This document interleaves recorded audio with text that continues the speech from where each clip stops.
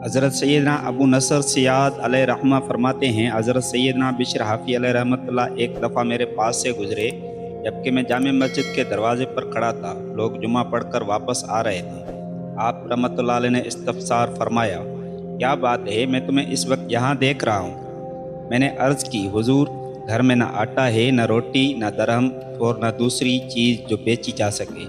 आप रहमतुल्लाह अलैह ने फरमाया, अल्लाह ताला मददगार है, अपनी जाल उठाओ और आओ, वादी के तरफ चलते हैं। हज़रत सैयदना अबू नसर फरमाते हैं, मैंने जाल उठाया और आप रहमतुल्लाह अलैह के साथ चल दिया। जब हम वादी के पास पहुँचे, आप रहमतुल्लाह अलैह ने फरमाया, वज़ू करो और 2 रकात नमाज अदा करो। मैंने ऐसा ही किया तो उसके बाद मुझे फरमाया, अल्लाह ताला का नाम लेकर जाल डाल दो।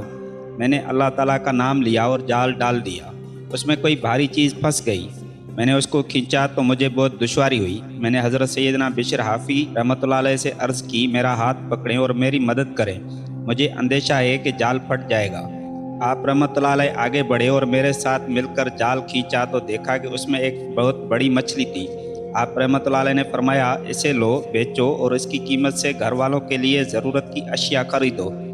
हज़रत सैयदना अबू नसर रहमतुल्लाह अलैह फरमाते हैं, मैं उसे लेकर शहर के दरवाजे पर आया। वहाँ मुझे एक आदमी मिला। उसने मुझसे पूछा, ये मछली कितने की है? मैंने कहा, 10 दरहम की। उसने कहा, मैं इसको खरीदता हूँ। चुनाचे उसने तोल कर 10 दरहम की खरीद ली। मैंने घर वालों की अशियाए ज़रूरियात खरीद ली।